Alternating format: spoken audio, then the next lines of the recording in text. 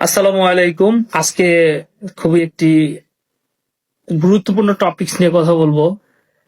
আশা করি আমার ভিডিওটি সম্পূর্ণ দেখবেন না টেনে, এবং যদি ভিডিওটি ভালো লাগে থাকে অবভিয়াসলি একটু লাইক, কমেন্ট এন্ড শেয়ার করবেন।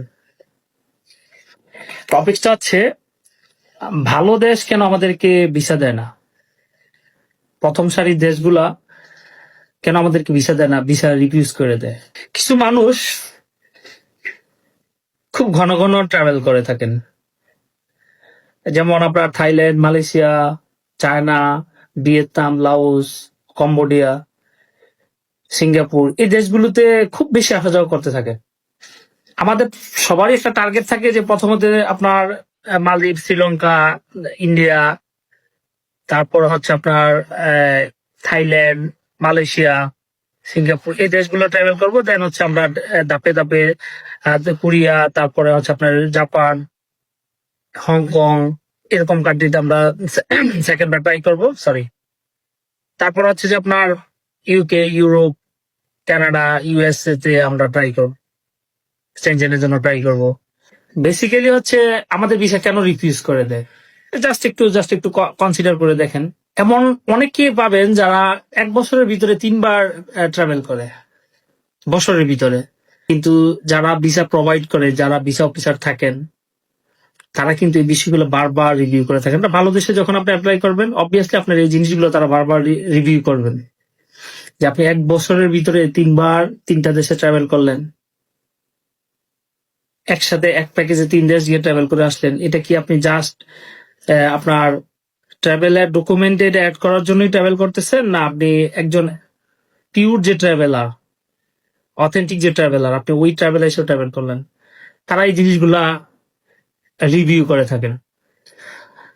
তো মোস্ট অফ দ্য কেজে যে জিনিসটা দেখা যায়, আমাদের ভিসা রিজেক্ট হয়ে যায়। এর কারণটা হচ্ছে আমরা আসলে একজন জেনুইন যে ট্রাভেলার, আমরা ওই ট্রাভেলার হিসেবে আমাদেরকে ওইভাবে রিপ্রেজেন্ট করতে পারি না। আমরা জাস্ট ভালো দেশে ভিসা পাওয়ার জন্যই এই হাতে গোনা কয়েকটা দেশে ট্রাভেল করে জাস্ট অ্যাপ্লাই করার জন্য আমরা এই জিনিসগুলো করি। তো এটা আপনারা ভুলও করবেন না। একটা নর্মাল জিনিস চিন্তা করেন। আপনি হয়তো জব করে থাকেন, না হয় বিজনেস করে থাকেন। আপনার দ্বারা কি সম্ভব বছরে 3টা দেশে ট্রাভেল করা? কারো কাছে সম্ভব? আমার কাছে মনে হয় না। আপনাকে প্রত্যেকটা জিনিসের একটা সৌন্দর্য আছে। তার যেরকম ভাবে আপনি করেন না কেন, এটা একটা অথেন্টিকেশন আপনাকে বুঝাইতে হবে যে না, আপনি একটা পিওর ট্রাভেলার। ঠিক আছে, আপনি বছরে একবার বড় জোর একটা ভালো দেশে একবার বছরে যেতে পারেন, বা 2 বার যেতে পারেন, বা একবারই যাবেন বাট 2 দেশ একবারে ঘুরে আসলেন, সেটাও ভিন্ন জিনিস। এটা একটা সময়, একটা জীবনটা ভ্যাকেশন, আপনি ঘুরে আসলেন। কিন্তু আমরা এটা করি না। আমাদের মূল রিফিউজ বা রিজেক্ট হওয়ার এটা একটা বড় ধরনের কারণ। আমাদের ধরেন, আপনি আরেকটা জিনিস আপনাদের সাথে শেয়ার করতেছি। ধরেন আপনি ইংল্যান্ডে অ্যাপ্লাই করবেন, আপনি ফাইল সাবমিট করবেন।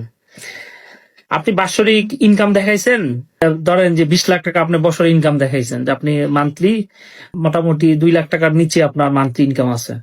কিন্তু আপনি ট্যাক্স দিচ্ছেন কত, এই ট্যাক্স পে করছেন কত, এবং আপনার আলটিমেট আপনি যখন আপনার ব্যাংক স্টেটমেন্টটা দিয়েছেন, আপনার ব্যাংকে কত টাকা ছিল, সেভিংসে কত টাকা ছিল, আপনি যদি জব থেকে এই টাকাটা আর্ন করে থাকেন, আপনার স্যালারিটা কত, আপনার সংসারের যে একটা মান্থলি যে একটা খরচ আছে, সেই খরচটা কত, এগুলো না আমরা বিশেষ করে ইউকের ক্ষেত্রে এই জিনিসগুলো খুব সুন্দর করে মিলাই দিতে হয়। মানে আপনার একটা প্রপার ম্যানেজমেন্ট করে দিতে হয়, না হলে এই বিষয়টা রিজেক্ট করে দেয়। এবং আপনারা দেখবেন যখন রিজেক্ট হয়, তারা কিন্তু রিমার্কস করে দেয় যে আপনার ফিনান্সিয়াল এই সমস্যা, এটা মিলাইতে পারে না, এটা এভাবে কিন্তু তারা। তো অনেকগুলো কাজই আছে যেটা আপনারা যাই করবেন সেটা একদম প্রপার ওয়েতে গুছিয়ে তারপরে দেন অ্যাপ্লাই করবেন। সবসময় এই জিনিসটা মাথায় রাখবেন, ট্যাক্স, ইনকাম, ইনকামের সাথে খরচের যে একটা সামঞ্জস্য আছে, এই জিনিসগুলা। তারপর আপনার বিজনেসটা কি, বিজনেস করেন, আপনি আর্ন দেখাইলেন, আপনার টাকা থাকতে পারে, ফ্যামিলি টাকা থাকতে পারে, বাবার টাকা থাকতে পারে, কিন্তু আপনি বিজনেস ছোট, কিন্তু আপনি আর্ন দেখাইছেন বিজনেস থেকে বেশি। কারণ আপনি বিজনেসটা যদি কিছু বিজনেস আছে যেটা দেখলেই বোঝা যায় যে এটা থেকে 2 লাখ কেন 5 লাখ 10 লাখ টাকাও আর্ন করা সম্ভব। ঠিক আছে, তো এই জিনিসগুলো একটু মাথায় রাখবেন। যেটার সাথে যেটার অ্যাডাপ্টেশন আছে, মিল আছে, ঠিক ওইভাবে ওই কাজগুলো করতে হবে আপনাদের। চেষ্টা করবেন বছরে 1 বার 2 বার ট্রাভেল করার জন্য। কিন্তু একসাথে না। ডে গণার জন্য কোথাও ট্রাভেল করবেন না, এটা অবশ্যই একটা ভালো দেশের ভিসা অফিসার এই জিনিসগুলা রিভিউ করে থাকেন।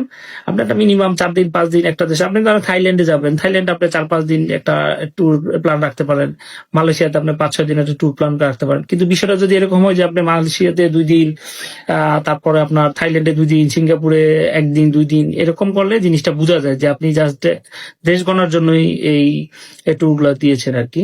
তো ইনশাল্লাহ আমার কথার ভিতরে কোনো ল্যাকিংস থাকে বা ভুল থাকে আপনারা অবশ্যই আমাকে কমেন্ট বক্সে জানাই দিবেন, এবং যদি কোনো কিছু অ্যাড করা লাগে ইনশাল্লাহ ভবিষ্যতে আরো এরকম ইনফরমেশন ভিত্তিক আমি ভিডিও মেক করব। তো আপনাদের সাপোর্ট আমার খুবই জরুরি। তো সবাই আমার ভিডিওটি একটু শেয়ার করে দিবেন ইনশাল্লাহ। আসসালামু আলাইকুম।